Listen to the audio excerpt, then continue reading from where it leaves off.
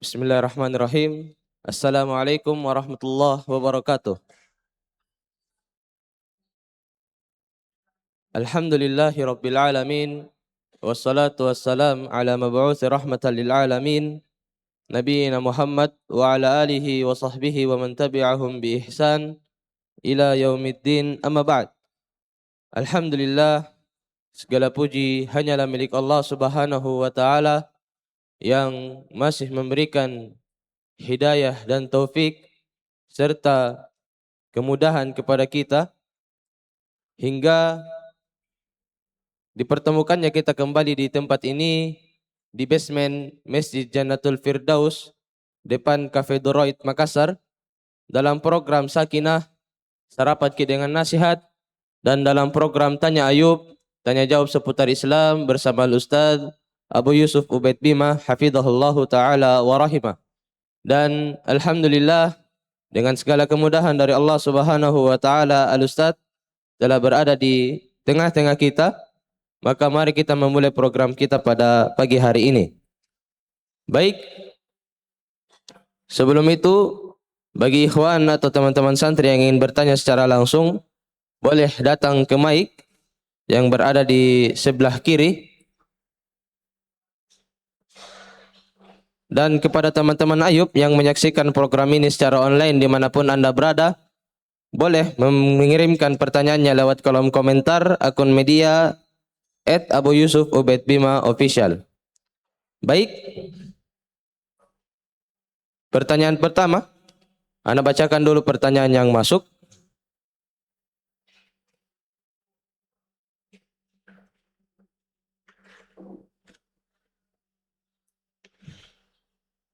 Bismillah.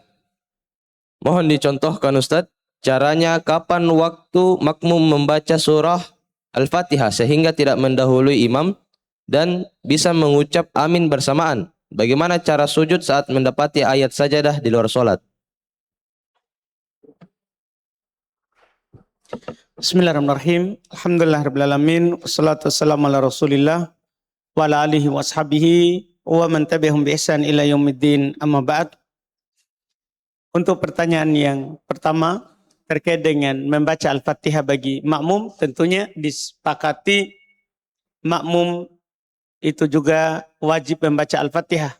Dia merupakan rukun solat. Berdasarkan hadits Ubadah bin Samit radhiyallahu taala anhu, Nabi sallallahu alaihi wasallam bersabda, "La salata liman lam yaqra bi Fatihatil Kitab." Tidak ada solat bagi orang yang tidak membaca Al-Fatihah. Adapun cara membacanya, jika kita sebagai makmum, tentunya pertama kita mengikuti imam. Itu dulu yang perlu diperhatikan, karena Nabi SAW bersabda, "Innama ju'ilal imam liutamma bih." Sungguh tiada lain imam itu dijadikan supaya diikuti. Jadi dia diikuti, mengikuti imam. Bagaimana mengikutinya? Boleh setelah selesai Al-Fatihah dengan selesai aminnya. Kalau sudah imam mengucapkan amin dan kita sudah mengucapkan amin, baru kita membaca Al-Fatihah. Sebagian ulama mengatakan jika imamnya diam setelah Al-Fatihah sebelum membaca surah setelahnya, di situ baina sakatatil imam, di antara diamnya imam ketika sudah Al-Fatihah dan sebelum membaca surah, di situ baca Al-Fatihahnya. Atau kalau imam tidak diam, langsung di situ juga. Itu mengikuti yang pertama. Yang kedua, boleh mengikuti saat imam membaca per ayat. Imam membaca Alhamdulillahirabbil alamin, kita juga Alhamdulillahirabbil alamin sampai selesai. Ghairil maghdubi alaihim waladdallin, ghairil maghdubi alaihim waladdallin, amin bersama imam. Amin, amin bersama imam. Itu di dua tempat yang boleh kita baca Al-Fatihah. Berdasarkan hadits Nabi sallallahu alaihi wasallam, ketika beliau mendengarkan ada sahabat yang membaca di belakangnya, dan waktu itu sahabat membaca juga selain Al-Fatihah, maka Nabi mengatakan la taf'alu illa bi ummil kitab. Karena mereka membaca di belakang imam. Membaca di belakang imam. Maka Nabi katakan jangan kalian lakukan kecuali dengan Al-Fatihah. Artinya boleh baca Al-Fatihah di belakang imam yang sedang membaca. Wallahualam. Kemudian pertanyaan kedua, sujud tilawah di luar solat. Sujud tilawah itu kalau di luar solat, sujud karena membaca ayat sajadah. Sujud karena membaca ayat sajadah. Ya kita sujud saja langsung walaupun tidak ada wudhu, bahkan walaupun tidak menghadap kiblat. Walaupun tidak menghadap kiblat. Wallahualam. Barakallahu fiik. Lanjutan dari pertanyaannya, apakah ada bacaan khusus saat sujud ketika membaca ayat sajadah, Ustaz? Tidak ada yang sahih dari Nabi Sallallahu Alaihi Wasallam bacaan khusus ketika kita sujud membaca ayat sajadah. Ya ada riwayat sajadat wajhi, iya itu riwayat yang dhaif. Wallahualam. Barakallahu fiik. Pertanyaan berikutnya, bolehkah memberi cincin saat lamaran dengan niat sebagai hadiah? Atau bolehkah diganti dengan aksesoris lainnya seperti gelang? Saat lamaran belum masuk penyerahan mahar, barakallahu fikum. Itu penyerahan mahar itu setelah akad. Setelah akad. Kita tidak boleh menyerupai orang-orang di luar sana. Iya. Ini kita sebenarnya mau dibilang tunangan pasang cincin dulu. Iya, kita tidak boleh dalam menikah mengikuti kebiasaan orang-orang yang di luar daripada syariat Islam, barakallahu fikum. Barakallahu fiik. Pertanyaan berikutnya, izin bertanya Ustaz, apakah jika kita sudah mengerjakan sholat rawatib di rumah, sudah gugur sholat tahiyatul masjid, apakah bisa langsung duduk, Ustaz? Tidak gugur. Tidak bisa gugur. Karena sholat rawatib itu adalah sholat sunnah yang disunnahkan setelah atau sebelum sholat fardu. Sementara sholat tahiyat masjid, sholat yang memiliki sebab, yaitu karena masuk masjid. Jadi tidak gugur dengan kita sudah sholat di rumah. Barakallahu fiik. Barakallahu fiik. Kami berikan kesempatan kepada ikhwan atau teman-teman santri yang ingin bertanya secara langsung. Ya, silahkan.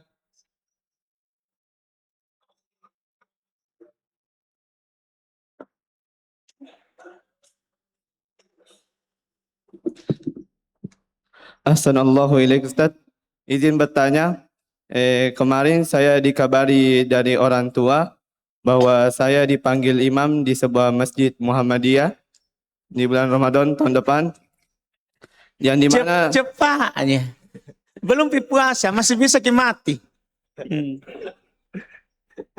yang di mana masjidnya itu Ustaz, kalau sebelum sholat tarawih dia sholat ringan dulu 2 rakaat. Dan kalau sudah sholat witir, mereka membaca zikir Subhana Maliki Kudus secara berjamaah. Bagaimana hukumnya itu Ustaz? Baik. Nanti insyaAllah. Iya, masih lama, masih setahun. Iya enggak saudara? Hah? Cepat sekali ini. Atau sudah harus tanda tangan kontrak sekarang? Belum Ustaz. Hah? Belum Ji. Nanti kita. Siapa tahu nanti dapat juga tawaran lain untuk pembanding. Semoga dapat nanti tawaran 10 masjid. Sarallah. Ya sarallah. Pertanyaan kedua, bagaimana hukumnya Ustaz makan dan minum ketika sahur pas azan?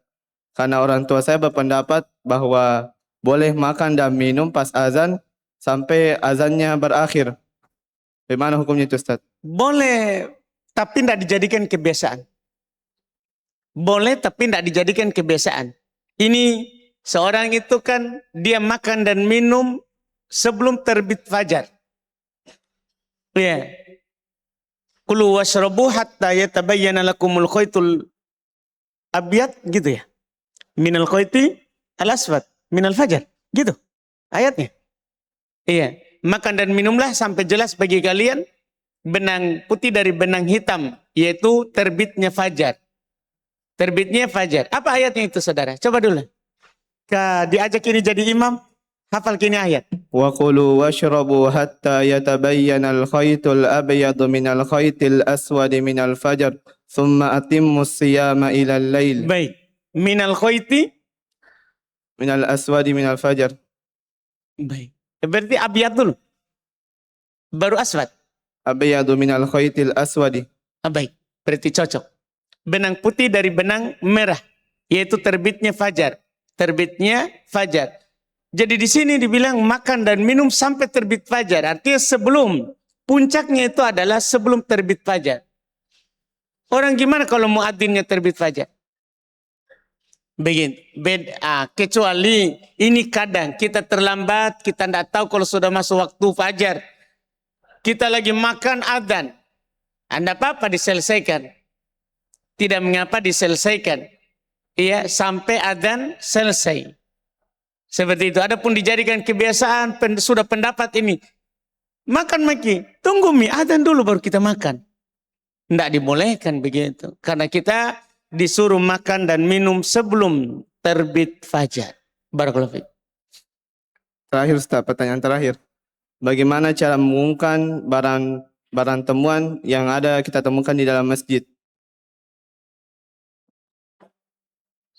Sudah ditemukan ya? Sudah ditemukan? Belum. Belum? Belum. Tidak boleh di masjid.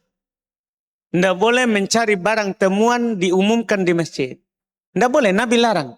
Ketika ada yang mengumumkan barang temuan di masjid, Nabi katakan, la raddallahu alaik. Semoga Allah tidak mengembalikan untukmu.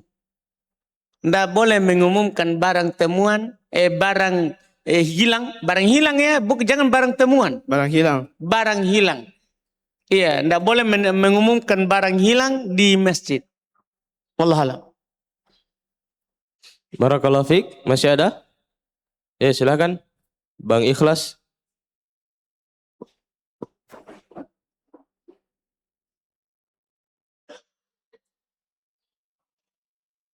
Bismillah, izin bertanya Ustaz.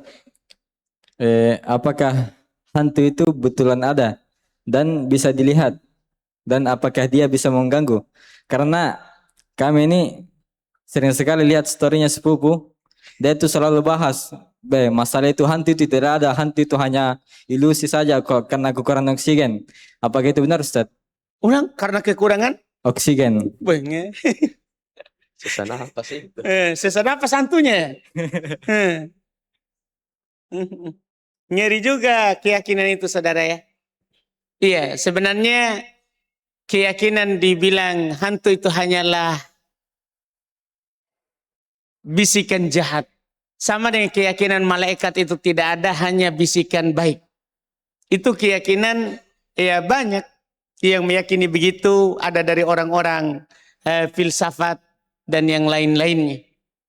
Iya, adapun keyakinan Islam, Allah Subhanahu wa taala telah jelas di Quran menjelaskan bahwa telah menciptakan jin dan manusia. Sangat banyak ayatnya. Sangat banyak ayatnya. Iya.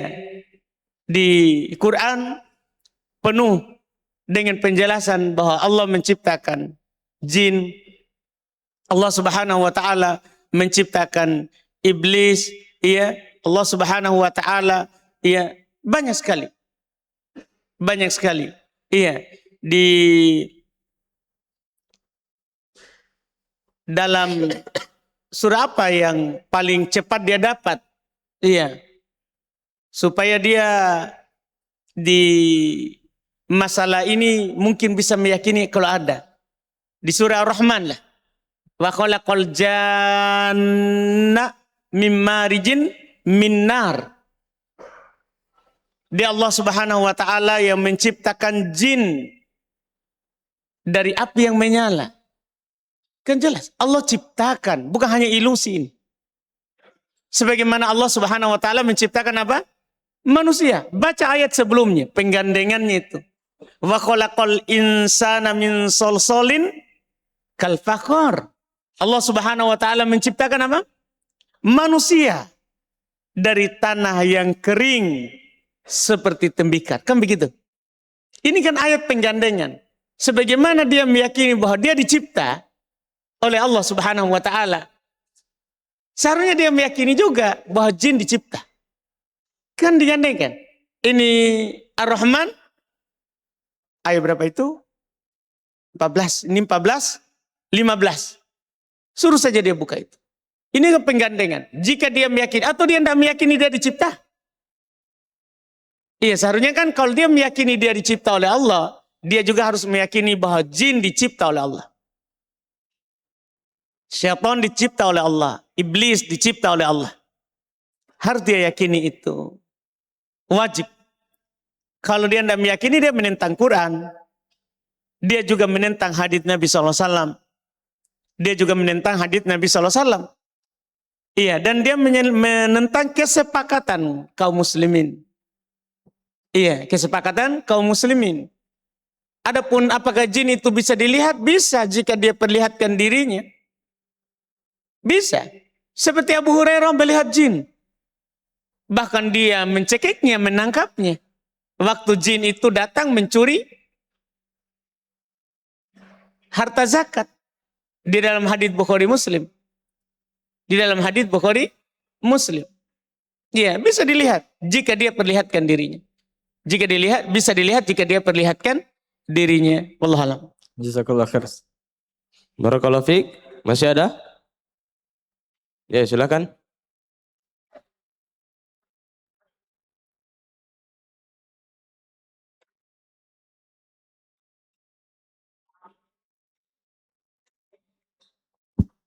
Bismillah Ustaz.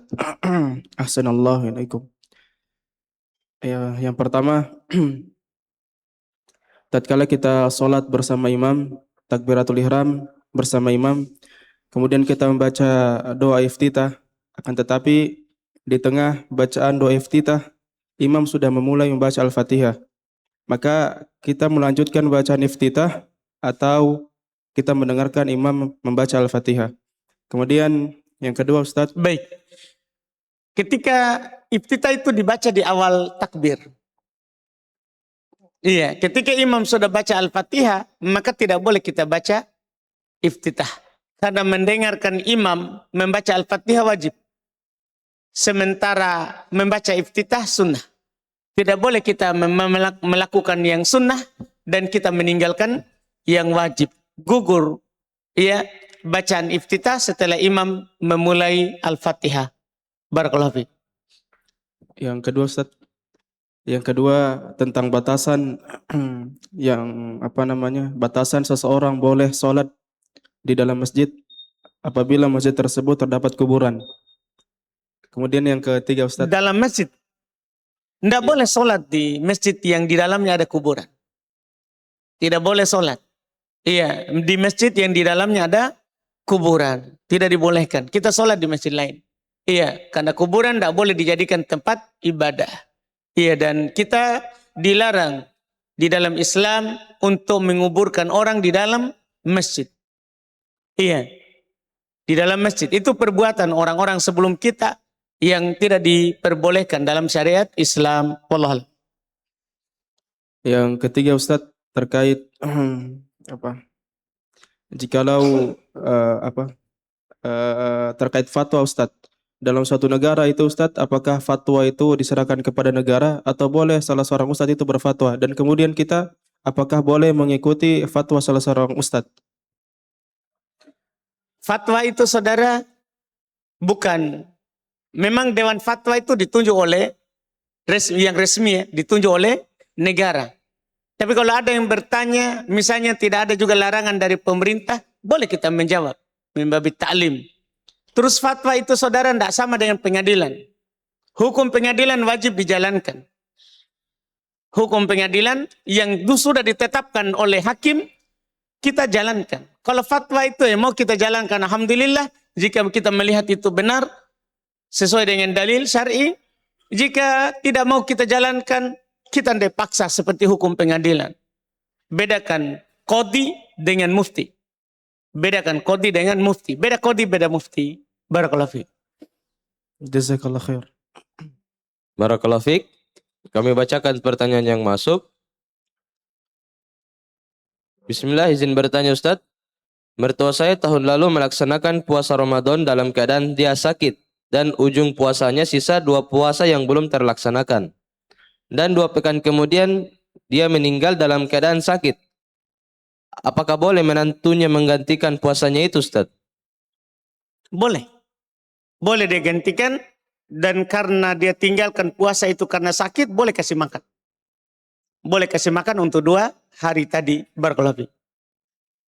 Sambungannya Ustaz, waktu itu mertua juga sempat memberitahu ke saya, jika ada utang puasa, jika ada utang puasa saya yang tidak terselesaikan dan saya meninggal, tolong digantikan ya.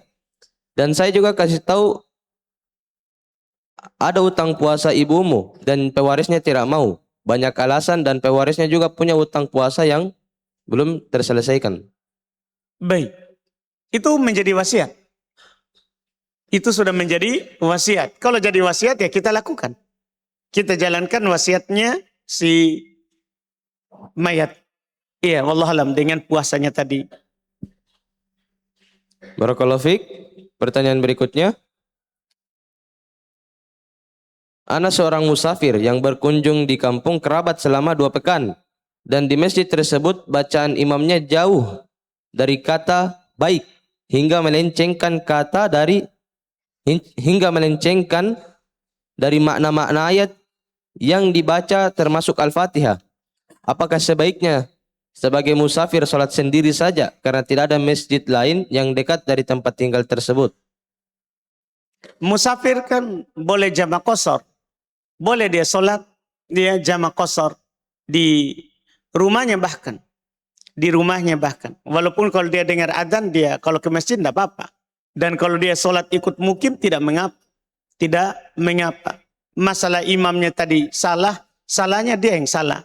Kita tetap sah sholat di belakangnya. Barakallahu fiik. Barakallahu fiik. Pertanyaan berikutnya. Afwan Ustaz, ana ngojek. Kemudian pesanan masuk dan ana terima. Tanpa tahu lokasi pengantaran pesanan tersebut. Dia memesan tinta untuk kantor dan ana tidak baca kantor apa. Kemudian setelah kubelikan tinta, tentunya pakai duit ana. Pergilah ana ke kantornya. Dan setelah sampai di kantornya, ana terdiam. Ternyata itu kantor koperasi simpan pinjaman. Kemudian ana pun bingung, soalnya ana sudah keluar uang 105.000. Ana pun kasih barangnya ke orang kantor dan diganti uangku 105.000. Ditambah ongkir 7.000. Ana bingung, ini uang haram atau halal Ustaz? Halal, barakallahu fiik. Halal. Al-ithmu alal mubashir. Dosa. Misalnya kalau dia simpan pinjam koperasi menjalankan riba, dosa bagi pelaku langsung. Kita dapat karena kita ngojek. Halal bagi kita, barakallahu fikum. Tidak perlu diragukan itu. Dosa bagi pelaku langsung. Nabi menerima hadiah dari Yahudi. Waktu di Khaybar. Yahudi ditahu. Mereka melakukan akad-akad transaksi riba dan yang lainnya. Iya, tapi Nabi menerimanya. Nabi menggadaikan baju besinya di Yahudi. Di Yahudi. Iya, itu menunjukkan bahwa kalau ada usaha mereka yang tidak bagus, dosa bagi pelaku langsung, bukan yang mengambil hal tersebut dengan cara yang mubah. Halal, barakallahu fiik. Barakallahu fiik. Pertanyaan berikutnya, sebelum kami kembalikan ke ikhwah. Bagaimana jika suami istri ada perbedaan dalam hal fikih? Misal, dalam hal wajib tidaknya safar dengan mahram dan lain-lain. Misal suami mengatakan dah wajib safar tanpa mahram, sedangkan istri ambil harus dengan mahram. Jadi ada khilaf. Ada khilaf, Ustaz. Pertanyaannya, jadi ada khilaf. Ada perselisihan itu safar tanpa mahram? Tidak ada. Ini kan aneh. Tidak ada khilaf. Tidak ada silang pendapat di kalangan para ulama bahwa safar wajib pakai mahram. Kalau ada orang yang khilaf, syad. Ini khilaf tidak dianggap. Karena Nabi SAW jelas menyatakan, la yahillu limro'atin tu'minu billahi wal yawmil akhir an tusafir illa wa ma'ahadi mahramilaha. Nabi yang berkata tidak halal bagi seorang yang beriman, seorang perempuan yang beriman kepada Allah dan hari akhirat untuk safar kecuali bersama mahramnya. Kalau ada orang khilaf syad. Khilafnya tidak dianggap menyelisih hadis. Tidak ada khilaf. Kenapa suami istri kita ini khilaf? Sementara syariat ulama tidak khilaf. Jadi kita ulama. Memangnya kita ulama yang bisa mengkaji dalil. Tidak ada khilaf, barakallahu fikum. Tidak ada khilaf kalau safar itu harus pakai mahram. safar itu harus pakai mahram. Tidak ada silang pendapat. Wallahualam. Barakallahu fiik. Kami kembalikan ke ikhwan yang ingin bertanya secara langsung. Ya, silahkan Bang Gunawan.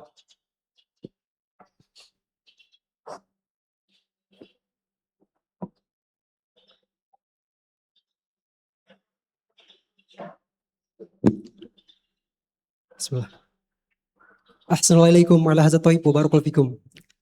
Tabe Ustaz, izin bertanya Ustaz. Apa hukumnya Ustaz? Jual beli terpaksa. Baik itu karena tidak enakan ataupun karena takut sama penjualnya. Sehingga di sini hanya ada satu pihak saja yang ridho atau yang untung. Jual beli karena terpaksa. Terpaksa. Tidak boleh. Iya, di Quran itu jelas syarat jual beli itu dengan akad yang sah adalah jika dua belah pihak ridho. Iya, dua belah pihak itu si pembeli, iya, dan si penjual dia ridho dengan akad tersebut. Dengan akad tersebut, Allah Subhanahu wa taala telah berfirman di Quran, ya ayyuhalladzina amanu la ta'kulu amwalakum bainakum bil batili illa an takuna tijaratan antarodim minkum. Wahai orang-orang yang beriman, jangan kalian memakan harta di antara kalian dengan cara yang batil kecuali lewat jalur perdagangan yang ada saling ridho dari kalian. Harus ada saling ridho. Kalau tidak ridho terpaksa tidak boleh. Tidak boleh ada orang tuh, saya ini punya kopi dari Durait. Ustadz, enak kopi itu di mana kita beli? Bukan karena dia mau beli, tapi supaya saya kasih. Minum. Enak ini. Ini kan terpaksa, Pak. Ini tidak sah hibahnya. Tidak boleh orang kasih begitu temannya. Tidak boleh bilang, harumnya parfummu supaya pakai juga. Tidak boleh. Karena terpaksa nanti dia kasih. Terpaksa nanti dia kasih. Itu saja tidak boleh. Apalagi dibilang jual beli. Pak saudara, alhamdulillah. Kemudian Ustaz, yang kedua Ustaz. Kemarin Ustaz, beberapa pekan yang lalu kami kan membeli paket di luar Sulawesi Ustaz. Di luar? Di luar Sulawesi Ustaz. Di Pekanbaru Ustaz. Di luar Sulawesi. Luar Sulawesi. Iya. Beli paket kurma Ustaz. paket Kurma. kurma Nah, Ustaz. di luar Sulawesi. Iya, di Pekanbaru. Jadi Ustaz, si pihak penjual kan, kami kan sudah mengirimkan uang untuk mereka. Dia sudah dapat keuntungan dari saya. Kemudian paket yang dia kirim Ustaz, ternyata sebagiannya itu tidak sampai ke kami. Diakibatkan keteledoran dari si pengantar paket. Nah, di sini Ustaz, yang untung itu cuma dari pihak si penjual, sedangkan dari kami sendiri merasa rugi Ustaz. Jadi apakah jual beli seperti ini Ustaz, itu bisa tetap mendapatkan keberkahan atau tidak Ustaz? Jual beli yang ada unsur mentolimi, penjual atau pembeli, juga tidak sah. Karena jual beli yang sah itu adalah jual beli yang tidak ada unsur saling mentolimi. Begitu barakallahu fiik. Ketika ada kedoliman, masa kita bilang ada keberkahan? Tidak ada. Di hadits Bukhari Muslim, orang melakukan transaksi jual beli itu akan mendapatkan keberkahan kalau dia jelaskan dan kalau dia jujur. Kata Nabi, in bayyana wa sadaqa burika lahuma fi bai'ihima. Jika dia jelaskan dan dia jujur, diberkahi jual belinya. Tapi wa in kadzaba wa katama muhiqat barakatu bai'ihima. Jika dia sembunyikan dan dia dusta, hilang keberkahan jual belinya. Wallahu a'lam. Yang terakhir Ustaz. Jadi kalau seandainya Ustaz, kami yang jadi penjualnya Ustaz, apakah kami yang menanggung kerugian ini atau begitu Ustaz? Tergantung akad. Tergantung akad. Apakah kerugiannya ditanggung oleh pembeli atau penjual? Tergantung akad. Apakah boleh dikembalikan atau tidak? Tergantung akad. Apakah sudah diperiksa atau tidak? Tergantung akad. Ustaz. Barakallahu fiik Ustaz. Jazakallahu khairan. Barakallahu fiik. Masih ada yang ingin bertanya secara langsung? Jika tidak ada, kami bacakan pertanyaan yang masuk. apabila solat sebagai makmum, apakah kita membaca Rabbana walakal hamd sembari bangkit dari ruku atau setelah berdiri tidak sempurna, Ustaz? Setelah berdiri sempurna.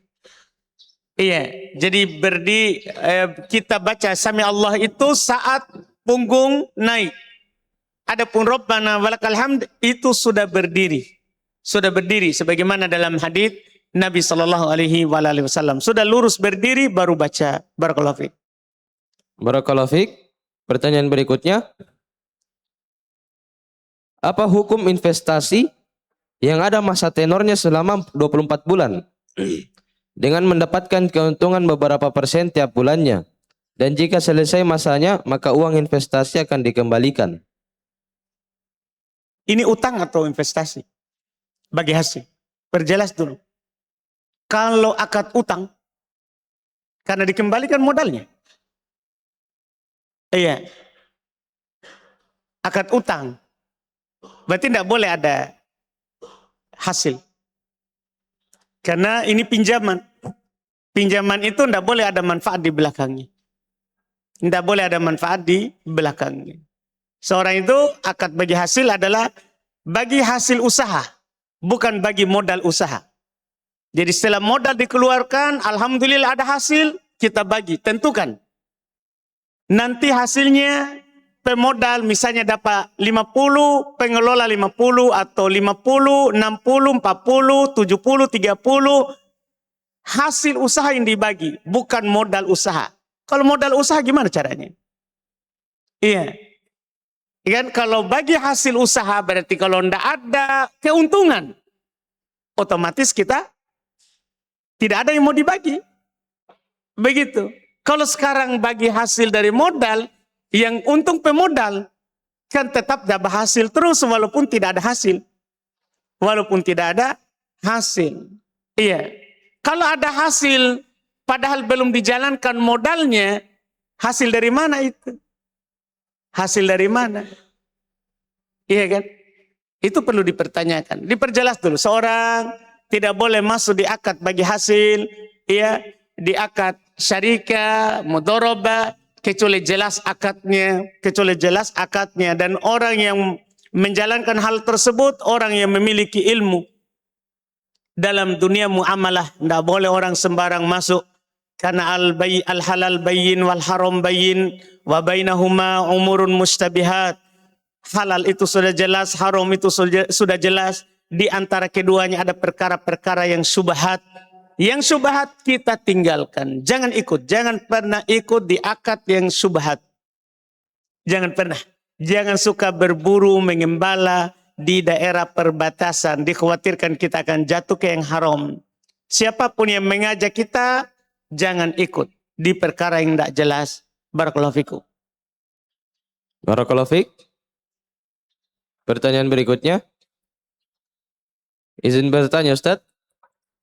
Ketika ada seorang istri yang selalu meminta diceraikan oleh suaminya, dikarenakan salah satu faktornya ekonomi, dan pada akhirnya suaminya pun menceraikannya.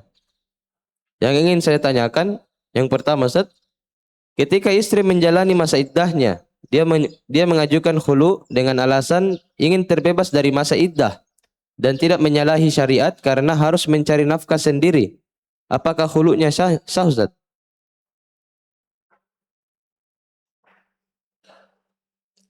Masya Allah nih. Iya. Itu kan seorang kalau sempit rezekinya tidak boleh sampai seperti itu. Ini bukan alasan untuk minta khulu. Kan rezeki itu adalah Allah yang bagi. Ya betul, suami wajib menafkahi istri. Ketika dia bilang saya terima nikahnya si Fulanah bintu Fulan, maka wajib dia menafkahinya. Cuman menafkahi orang yang kita nikahi itu adalah sesuai kemampuan. Iya, yang lapang rezekinya, dia kasih yang lapang kepada istrinya. Siapa yang sempit rezekinya, dia kasih sesuai kemampuannya. Yang salah kalau istrinya tidak berusaha. Tidak berusaha. Kalau suaminya tidak berusaha, salah, dia dosa. Tapi kalau dia sudah berusaha bekerja, menafkahi keluarganya, tapi segitulah takdirnya yang dikasih oleh Allah Subhanahu wa taala, seharusnya seorang istri bersabar. Masalah rezeki suami sempit, kita minta khulu, minta cerai. Iya. Kita bercerai darinya itu tidak menambah rezeki. Tidak menambah rezeki, karena rezeki ini sudah ditentukan. Sebenarnya tidak pantas bagi seorang beriman seperti ini. Karena ini bukan dari kewajiban suami lagi nih. Iya, tidak boleh, seharusnya seperti itu. Kemudian masalah yang kita singgung tadi ini menyedihkan ini. Kalau ada orang minta cerai karena suaminya kurang rezekinya. Kecuali suaminya tidak kerja. Memang suaminya pemalas. Ini tentunya minta khulu saja. Karena daripada suami berdosa, tidak menafkahi kita, dorornya kan besar. Tapi kalau suami itu sudah berusaha, bekerja, tapi rezekinya cuma segitu, kewajiban kita harusnya bersabar. Mendukung suami, mendoakan supaya mudah rezekinya. Adapun kalau suami sudah berusaha, tapi kita kurang rezeki, kita minta khulu, tidak pantas. Iya, ini tidak bagus. Orang yang beriman kepada Allah Subhanahu wa taala tentunya memahami hal tersebut. Iya, memahami hal tersebut. Itu bukan udzur untuk meminta khulu. Iya. Tapi kalau anggaplah dia minta khulu terus, ya suami boleh memberikan izin mengiyakan khulunya. Tapi dibilang tadi supaya terbebas dari masa iddah. Khulu itu tetap ada iddahnya. Orang kalau minta khulu tetap ada iddahnya 3 kali haid. 3 kali haid. Tidak bisa bebas dari masa iddah. Tetap 3 kali haid. Barakallahu fikum.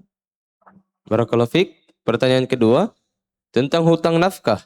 Karena istri minta dibayarkan nafkah yang belum ditunaikan ketika menjalani hubungan pernikahan, Ustaz. Saya tidak tahu lagi apa mau dibilang orang-orang ini. Iya. Sudah minta khulu, minta lagi utang nafkah. Ini kan gimana cara? Iya. Pokoknya urus saja urusan tak. Saya tidak tahu lagi apa dijawab. Karena saya tidak tahu ngomong apa. Iya. Orang yang minta khulu karena kurang, apa tadi dibilang di awal? Kurang ekonomi, Ustaz. Kurang ekonomi.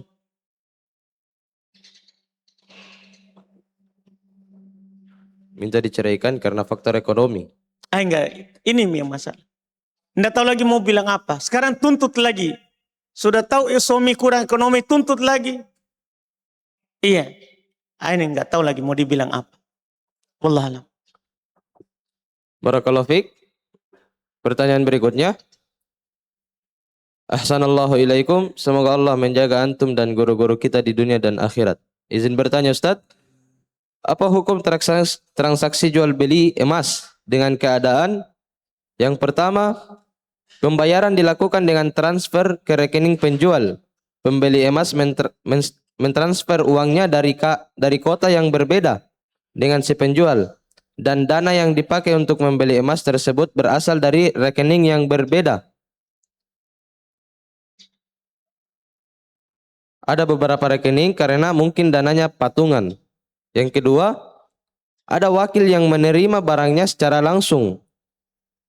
Wakil menerima barangnya setelah semua dana pembelian telah masuk ke rekening penjual. Apa hukum dari transaksi jual beli emas seperti ini, Ustaz? Baik, kalau mereka bertransaksi dalam keadaan wakil ada di majelis akad. Wakil dia sudah utus wakil ke sana kok, ke toko emas. Kalau kamu ke sana kasih tahu saya bahwa kita bertransaksi dengan penjual emas. Dia bayar, dia transfer uangnya dan dia suruh wakilnya ambil emas. Tidak apa-apa. Sah. Walaupun dari rekening yang berbeda. Yang penting ditransfer uangnya di majelis akad dan wakilnya menerima emasnya. Sah jual belinya. Wallahualam. Barakallahu fiik. Pertanyaan berikutnya.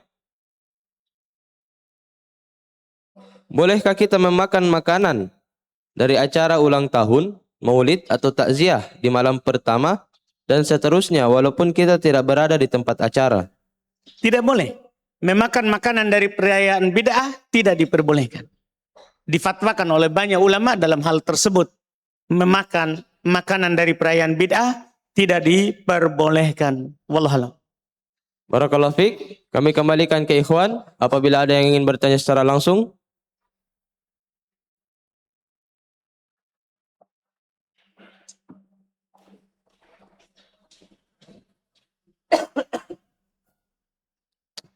Bismillah.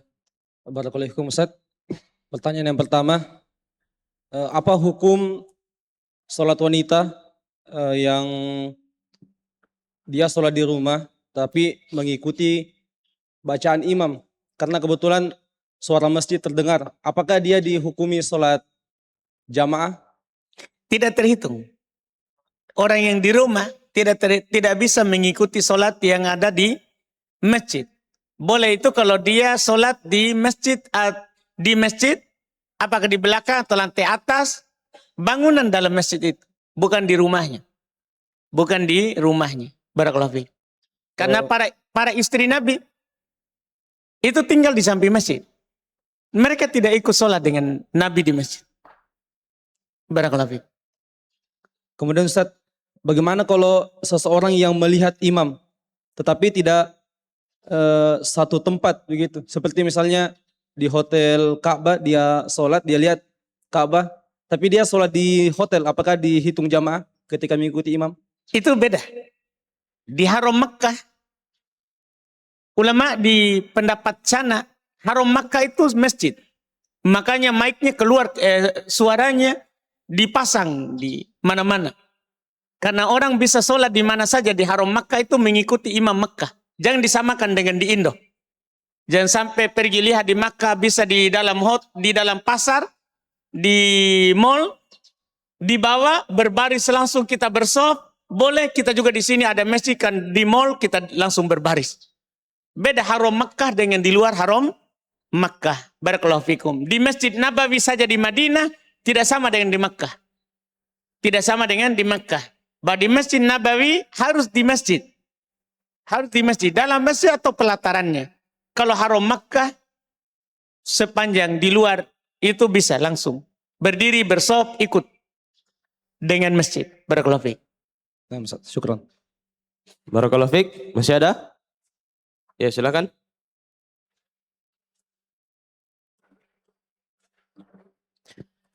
Bismillah, ahsanallahu waalaikum Ustaz. Hadis Nabi, inna bainana wa bainahum as-salah. Sesungguhnya yang membedakan kami dan mereka adalah salat. Dalam hadis ini Ustaz, apakah seorang yang spontan terus-menerus sengaja meninggalkan salat itu harus mengulang syahadatnya Ustaz? Barakallahu fiik. Baik. Orang yang sengaja meninggalkan sholat kan ini bisa dikatakan sepakat akan kekafirannya. Iya. Yang diperselisihkan itu orang yang meninggalkan sholat karena malas. Ada yang mengatakan kafir, ada yang mengatakan tidak kafir. Karena malas secara terus-menerus. Secara terus-menerus. Iya, ini yang diperselisihkan. Adapun orang sengaja atau mengingkari kewajiban sholat, ini ijma. Kesepakatan akan kekafirannya. Dia murtad. Keluar dari Islam. Harus dia perbaharui syahadatnya. Barakallahu fiik. Jazakallahu khairan. Barakallahu fiik. Masih ada?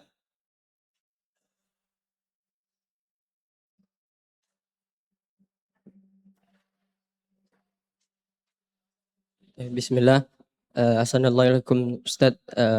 Apakah boleh, apa hukum bagi seseorang yang mengambil misal adzan, iqamah dan plus imamnya?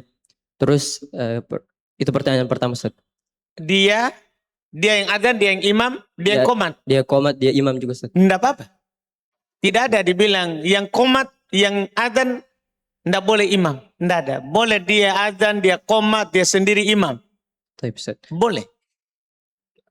Pertanyaan kedua, apakah seseorang yang mendapati ruku, dia mendapati imam ruku terus dia takbiratul ihram terus ikut ruku tapi tidak sempat membaca Al-Fatihah, apakah itu termasuk terhitung satu rakaat atau dia harus menambah lagi, Ustaz?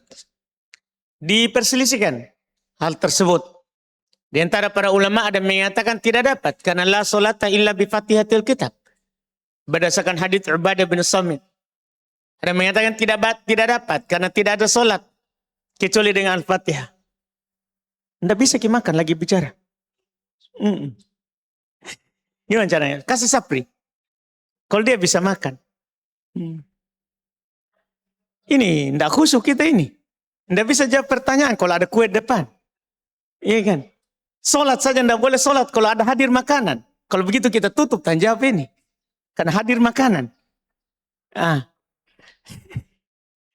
Hilaf itu saudara. Ini gara-gara datang kue. Jadi ada perselisihan itu pertanyaan saudara kita tadi. Ada yang berpendapat tidak dapat satu rakaat. Berdasarkan hadits Ubadah bin Samit riwayat Bukhari Muslim. La salata liman lam yaqra bi Fatihatil Kitab. Tidak ada solat bagi orang yang tidak membaca Al-Fatihah. Di pendapat yang lain, ulama lain juga berpendapat sah. Dapat satu rakaat. Berdasarkan hadits Abu Bakar radhiyallahu ta'ala anhu, dia datang Nabi sedang ruku. Dia pun ikut ruku.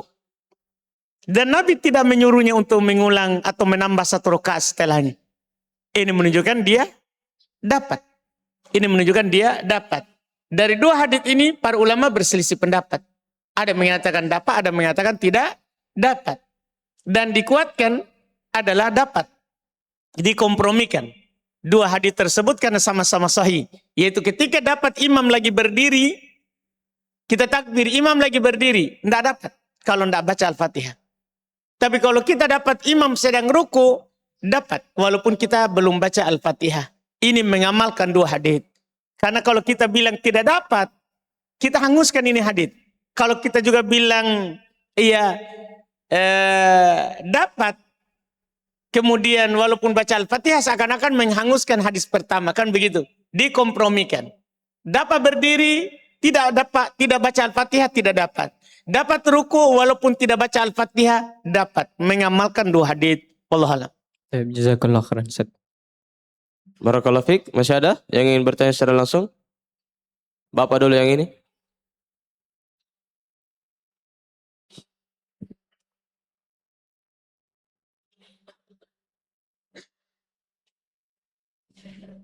Bismillah. Mengenai baca Al-Fatihah tadi Ustaz, itu ukurannya apakah dibaca utuh atau cuma dibaca beberapa ayat, misalnya kalau kita sholat duhur atau sholat asar begitu, baru kita dapati ini imam, dia termasuk imam yang cepat membacanya. Kita hanya baca. Kalau saya bilang begini, kalau saya baca Alhamdulillahirabbil alamin, Ar-Rahmanir Rahim, Maliki Yaumiddin, apakah saya dikatakan telah membaca surat Al-Fatihah? Iya, Ustaz. Salah lah. Tidak, Pak. Ketika seorang membaca sedikit, seperti hadis misalnya, Man qara al-Baqarah. Siapa yang membaca Al-Baqarah, yang diinginkan adalah ayat 1 sampai ayat terakhir. Ketika dikatakan, tidak ada solat kecuali dengan membaca Al-Fatihah. Yang diinginkan adalah ayat 1 sampai terakhir, Pak. Kalau hanya baca sebagian, tidak dikatakan baca Al-Fatihah. Kalau kita berpendapat, sudah baca ayat 1 langsung sudah baca Al-Fatihah, tidak ada orang bilang begitu, Pak. Satu surat itu dianggap sudah baca kalau penuh. Jadi ketika ayat, beda kalau lafadznya, siapa yang membaca ayat ini. Misalnya, Man qara'a ayat al-kursi. Siapa yang membaca ayat kursi, berarti ayat kursi Al-Baqarah. Tapi hanya disebutkan ayat khusus. Baru dikatakan membaca, Pak. Tidak dianggap membaca kalau tidak baca satu surat Al-Fatihah. Tidak dianggap dapat. Kalau kasusnya kayak begini Ustaz, dan ini juga pernah terjadi, maksudnya dia membersamai imam dari awal rakaat, dari takbiratul ihram, cuma imamnya cepat ki. sedangkan dia belum selesai baca Al-Fatihah, apakah dia dapat 1 rakaat? Tidak dapat. Tidak dapat. Tidak dapat. Terus Kan dia dapat imam berdiri. Tidak dapat kalau dia tidak baca Al-Fatihah. Terus yang mengambil pendapat mendapati imam ruku lalu dia langsung ikut ruku dan dapat 1 rakaat, misalnya dia lihat imamnya masih ruku lalu dia mulai takbir Allahu Akbar. Nah pas dia sudah begitu langsung imamnya sami Allahu liman hamidah, apakah ini kan mesti tanda tanya, apakah dia betul-betul ikuti yang rukunya imam atau ketika dia langsung ruku imamnya juga langsung ini berpindah, apakah dia bisa dikatakan dapat ruku tersebut, Ustaz? Harus dapat imam ruku. Barakallahu fiik. Dapat imam ruku. Karena kisahnya tadi adalah dia dapat Nabi sedang ruku. Kalau tidak dapat imam ruku, tidak mungkin kita bilang dapat. Begitu, wallahualam. Oke, pertanyaan kedua, Ustaz. 3 makini. Ini satu lagi, Ustaz, karena banyak yang terjadi yang kami lihat mengenai kisah pelacur yang memberikan minum anjing sehingga dia masuk surga. Banyak yang salah memahami, banyak yang mengambil faedah yang salah di sini, Ustaz. Pertama, ada pernah kami dapati dia mengambil faedah bahwasanya hewan yang hina saja kayak anjing begitu, maksudnya bisa membuat orang masuk surga sehingga dalam tanda kutip kita bisa berinteraksi dengannya. Padahal kan syariat jelas mengenai hal ini. Terus ada lagi yang mengambil faedah dari situ bahwasanya profesi terlarang saja kayak pelacur begitu masih bisa dia masuk surga. Jadi kalau ada orang yang seperti itu selama dia berbuat baik kepada makhluk, maksudnya yang masuk di profesi terlarang selama dia berbuat baik kepada makhluk, maka tidak usah terlalu disudutkan karena itu dia berbuat baiknya, Ustaz. Dan belum ditahu juga nanti akhirnya apakah dia akan sesuai dengan perbuatannya itu masuk neraka ataukah nanti bisa jadi dia masuk surga. Ada yang mengambil faedah seperti itu, Ustaz. Bagaimana hal ini? Artinya kalau ada orang berbuat pelacur, kita tidak perlu ingkar gitu. Karena kan kita tidak tahu nanti ujungnya. Gitu Pak ya? Gitu maksudnya. Maksudnya itu, Ustaz, ada yang bilang jangan terlalu kalau ada orang masuk di profesi terlarang kayak begitu bisa jadi dia nanti ada perbuatan baiknya di belakang layar. Jangan terlalu maksudnya tidak usah mengingkari. Melacur mau terus. Gitu Pak ya? Iya. Masya Allah. Mana ingkar amar ma'ruf nahi mungkar? Kan amar ma'ruf nahi mungkar harus ada Pak. Ada orang yang melakukan pembunuhan, tahan dengan tangan. Kalau tidak mampu, tahan dengan lisan. Kalau tidak mampu, ingkari dengan hati. Kan begitu Pak. Ada orang yang berzina, tahan dengan tangan. Kalau mampu, tarik dia. Cabut senjatanya. Tahan dengan tangan. Kalau tidak mampu, dengan lisan. Kalau tidak mampu, ingkari dalam hati. Pengingkaran dalam hati, kita tidak menyaksikannya. Kita pergi. Orang beriman la yasyhaduna zur, tidak menyaksikan yang seperti itu. Iya. Tidak bisa seperti itu Pak. Dengan dalil itu kita tidak mengingkari orang melakukan kejahatan. Tetap Nabi mengingkari orang melakukan kesalahan. Nabi mengingkari orang yang melakukan kesalahan. Tetap diingkari Pak. Iya. Wallahualam. Syukran barakallahu. Walaupun kita masalah pasti kau neraka. Tidak bisa kita memastikan nerakanya orang. Tapi kalau kemungkaran kita ingkari. Cuma memastikan kau pezina, kau neraka. Tidak bisa begitu. Ada orang pezina kita anjurkan untuk bertobat. Kita anjurkan untuk bertobat. Supaya dia masuk surga. Begitu Pak. Tidak boleh kita biarkan. Wallahualam. Syukran. Jazakallah khair, Ustaz. Barakallahu fiik. Kami bacakan dulu pertanyaan yang masuk. Apa hukum kredit kendaraan di bank syariah? Tergantung akadnya. Jangan tanya-tanya begitu. Harusnya kita bawakan lembar akadnya. Kan kita harus baca akad. Baca akad baik-baik. Jangan bertanya umum hukum kredit bank syariah tanpa membaca akad. Iya, kalau mau bertanya, bawakan akadnya ke Ustadz. Ustadz, ini akad. Gimana ini akad? Begitu. Jangan bilang, apa hukum kredit di bank syariah? Masalahnya kredit boleh. Jual beli cicil boleh. Yang tidak membolehkannya karena ada akad terlarang. Ada syarat yang terlarang. Ada syarat yang menghalalkan yang haram. Jadi kita bilang tidak boleh itu begitu. Karena jual beli cicil boleh. Saya ulangi, jual beli cicil boleh. Nanti tidak boleh karena ada dalam akad syarat-syarat yang melanggar. Sehingga kita harus datangkan itu akadnya. Jangan bertanya seperti ini. Datangkan akadnya, Ustadz. Saya mau akad ini syarat-syaratnya. Kita sudah baca. Sebagian orang itu, oh iya, Bang Syariaji, tanda tangan langsung. Enggak, baca lembar akadnya. Kalau mau bertanya tentang hukumnya, bawakan lembar akadnya. Sebutkan apa saja akadnya. Baru ditanyakan hukumnya. Jangan seperti ini, barakallahu fikum. Iya, nanti kita bilang, haram Bang Syariah. Sudah datang nanti Bang ke saya. Ustadz Ubaid pencemaran nama baik. Penjara maki lagi. Nggak jadi mengajar santri kok dong. Gara-gara kita pertanyaan tak. Iya, kan sekarang begitu jadinya.